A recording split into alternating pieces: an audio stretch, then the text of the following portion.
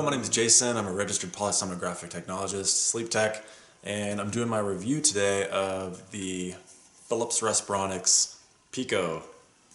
Pico! So, okay, apparently they've gone to naming things with Spanish words. They had the Amara, which means love in Spanish, and then the Pico means a couple things in Spanish.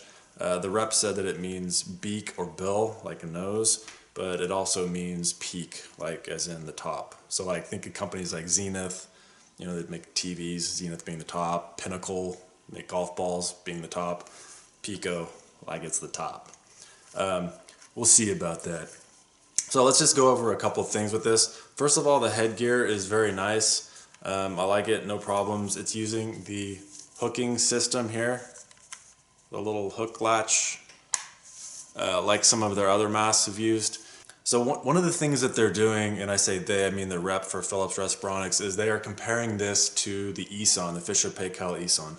I happen to have the Eson with me, so you can kind of see why the comparison is being made. Very similar, right? And it is similar. One of the things that's a little different is I weighed this. This is 2.8 ounces, whereas the Pico is 1.8 ounces. So this is much, much lighter.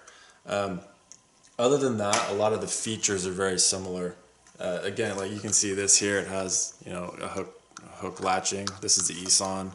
And then up here around the top of the head, this has a split attachment for the top of the head. With these latches here, whereas the Pico, actually it shares the same hole right there. So if you were to undo this, which I'll go ahead and do right now, you can see that it comes out the same hole. So if you take this off and you clean your mask, you want to put these back together with the Velcro facing out and then just push it through like so. All right, as far as the cushion goes, I'm gonna kind of go back to another product that they make, which is the Wisp, and I happen to have a Wisp with me. So you can see, as far as the cushion goes, let's see how close I can get. You can see that the cushion shape, these are both larges right now. You can see that they are the exact same. They both have this cutout on the top as well as the cutout on the bottom. I don't know how well you can see that, but it's there. So instead of, like with the Wisp, there's no piece on the forehead. That's really nice if you kind of have that claustrophobic feeling. But as far as controlling the tension on the top of the head, it can make it difficult for some people. So that's where the Pico comes in. A little more stability. This is actually lighter than the Wisp. So that could be a good thing. Now, are both of these cushions the exact same? Not really. Let me show you. So I'm going to pop this off. You'll see how easy it is. You just pull it off, and this is one whole piece. All right, so here is the cushion right here for the Wisp.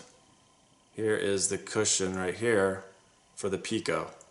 So you can see as far as the actual cushion looks, it's the same, right? The difference is the attachment on the front. So the Wisp has these little nodules here, these little things that stick out. And what those do is on the frame right there, you can see that helps you line it up with these. The Pico doesn't have that. Instead, it has something just to help you slide it into the frame. So though the cushion is the same, the front of it is very different. So if you're trying to buy replacement parts, don't think that they'll work together. One thing that I do really like about it also is it has an extra wide piece. We've got a lot of patients that have extra wide noses that this would fit. It just makes it easy to transition between the two. So you can try that out. And then the same frame, we'll just take the exact same Pico cushion. It's just that easy. All right, one thing you need to be aware of is this piece right here at the bottom. It's white. You can see this comes off very easily. So what's really nice about this is if you have to use the restroom in the middle of the night, so you have the tube on, you're sleeping, you just hold your mask and then pull this off. It's so loose it's going to actually come off with the mask, or sorry, with the tube. So you can go do your thing in the restroom, come back, and you just simply pop it back on. No sweat. What the problem comes is when people don't realize that this piece comes off, and then all of a sudden they have the attachment for their other mask, and they're going like this. Ah, it won't fit. Well, it's because there's pieces in here. So you have to get that piece out first. If you want to get it off without taking that piece off, bend it like you're trying to break bread. So pull straight out, it's going to come off. Bend straight down, it's going to stay on. That's the easiest way I can explain it. And as far as getting these hooks off, it's just pretty simple. So hopefully you have a pretty good overview of this. Let's go ahead and have a little slumber party. I'll wear this and turn in the pressure on, and we'll see how it does. Okay? Alright, so when it's snoozy time, make sure that these straps are all straight, like so. And then you can go ahead and put it on your head.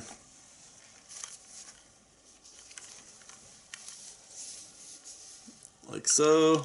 And then you're going to want to strap these in. I usually have one side already in because it just makes it easier, but I forgot to do that. So you get to watch me suffer through this.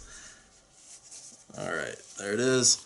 And usually I use a mirror typically. The first few times I use a mask just because you don't really know where stuff is. So